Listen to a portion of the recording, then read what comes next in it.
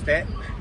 ಈಗ ನಾವು ಸದ್ಯಕ್ಕೆ ಕರ್ನಾಟಕದ ಮಾನ್ಯ ಉಚ್ಚ ನ್ಯಾಯಾಲಯ ಆನರೇಬಲ್ ಹೈಕೋರ್ಟ್ ಎದುರುಗಡೆ ನಮ್ಮ ಇಡೀ ನ್ಯಾಯವಾದಿಗಳ ತಂಡದ ಜೊತೆಗೆ ನಾನಿದ್ದೇನೆ.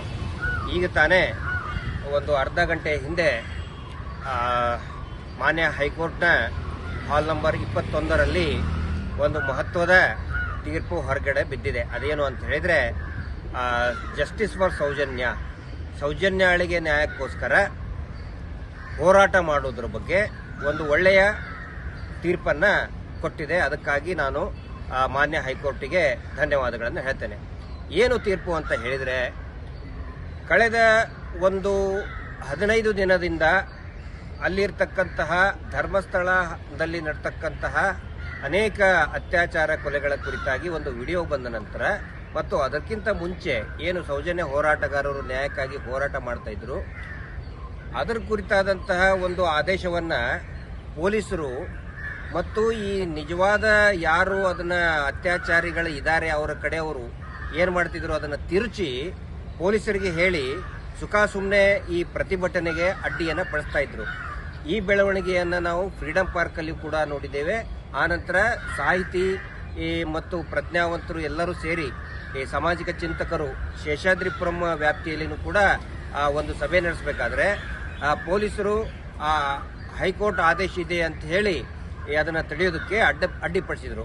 ಹೀಗಾಗಿ ಆ ಆದೇಶವನ್ನು ಚಾಲೆಂಜ್ ಮಾಡಿ ನಿನ್ನೆ ಸೋಮವಾರನೇ ಅದನ್ನು ಚಾಲೆಂಜ್ ಮಾಡಿ ಹಿರಿಯ ನ್ಯಾಯವಾದಿ ಶ್ರುತಿ ಅವರು ಕೂಡ ಒಂದು ಅಂದರೆ ಚಿಂತಕರು ಸಾಹಿತಿಗಳ ಪರವಾಗಿ ಆ ಒಂದು ಆರ್ಡರ್ ಕೂಡ ತಗೊಂಡು ಬಂದಿದ್ರು. ಅವಾಗಲೂ ಕೂಡ ನಿನ್ನಿಲ್ದ ಮೊನ್ನೆ ಇದೇ ಮಾನ್ಯ ನ್ಯಾಯಾಲಯ ಆದೇಶ ಮಾಡಿದೆ, ಹೋರಾಟಕ್ಕೆ ಅನುಮತಿ ಇದೆ ಅಂತ ಹೇಳಿ.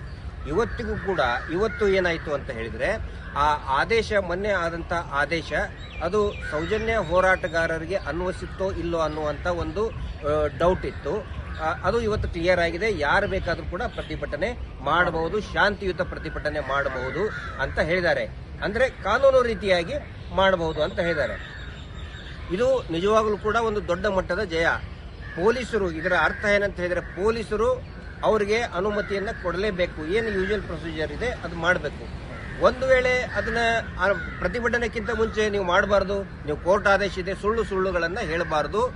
ಬಹಳ ಸ್ಪಷ್ಟವಾಗಿ ಹೈಕೋರ್ಟ್ ಹೇಳಿದೆ, ಪೊಲೀಸರು ಅಥವಾ ಸರ್ಕಾರ ಅವರ ಸಂವಿಧಾನಿಕ ಹಕ್ಕನ್ನು ತಡೆಯುವ ಹಾಗೆ ಇಲ್ಲ ಅಂತೇಳಿ ಹೈಕೋರ್ಟ್ ಬಹಳ ಸ್ಪಷ್ಟವಾಗಿ ಹೇಳಿದೆ.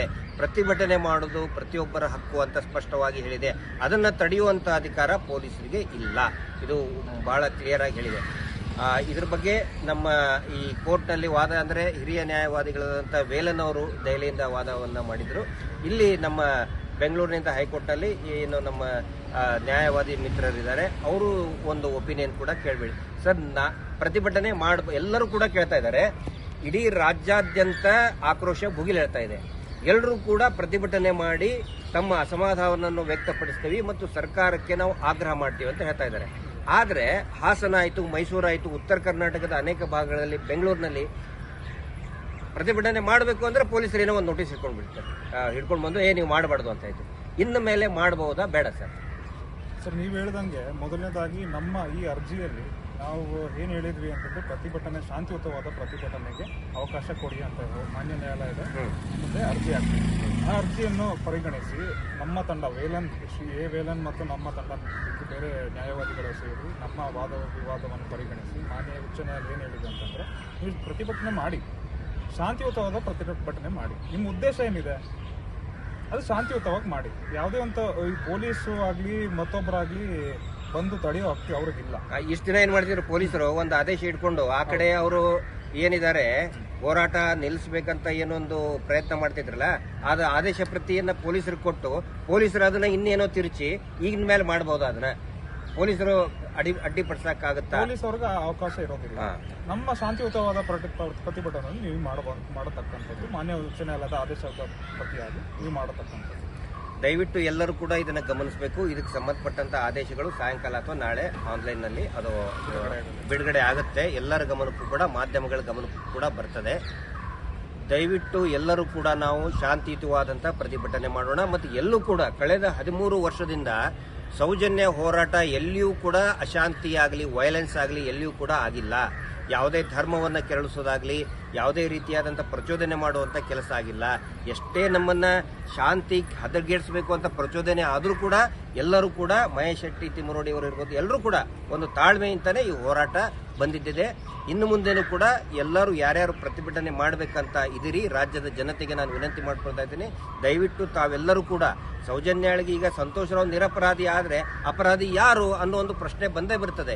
ಆ ನಂತರ ಅಕ್ವಿಟಲ್ ಕಮಿಟಿ, ಯಾರು ಈ ಅಕ್ವಿಟಲ್ ಅಂದ್ರೆ ತಪ್ಪಿತಸ್ಥ ಅಧಿಕಾರಿಗಳಿದ್ದಾರೆ, ಎರಿಂಗ್ ಆಫೀಷಿಯಲ್ಸ್ ಇದ್ದಾರೆ, ಅವ್ರ ಮೇಲೆ ಒಂದು ಶಿಸ್ತು ಕ್ರಮ, ಕಾನೂನು ಕ್ರಮ ಜರುಗಿಸಬೇಕ ಆದೇಶ ಆಗಿದೆಯಲ್ಲ, ಅದನ್ನು ಆಗ್ರಹ ಮಾಡೋದಕ್ಕೆ, ಆನೆ ಮಾವುತನ ಕೊಲೆ ಪ್ರಕರಣವನ್ನ ತನಿಖೆ ಮಾಡೋದಕ್ಕೆ ಮತ್ತು ನಿರಂತರ ಏನು ಅಸಹಜ ಸಾವುಗಳಿದೆ ಅದರ ಪ್ರತಿಭಟನೆ, ಅದರ ಧ್ವನಿಯನ್ನ ತಗ್ಗಿಸೋದಕ್ಕೆ ಖಂಡಿತ ಸಾಧ್ಯ ಇಲ್ಲ.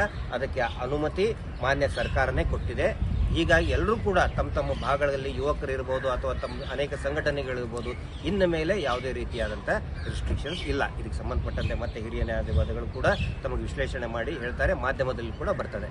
ಹೀಗಾಗಿ ನ್ಯಾಯಾಲಯಕ್ಕೆ ಮತ್ತು ನಮ್ಮ ಎಲ್ಲ ನಮ್ಮ ನ್ಯಾಯವಾದಿಗಳ ತಂಡಕ್ಕೆ ಸೌಜನ್ಯ ನ್ಯಾಯಪರ ಹೋರಾಟ ಸಮಿತಿಯಿಂದ ಧನ್ಯವಾದಗಳನ್ನು ಹೇಳ್ತೇನೆ. ನಮಸ್ಕಾರ.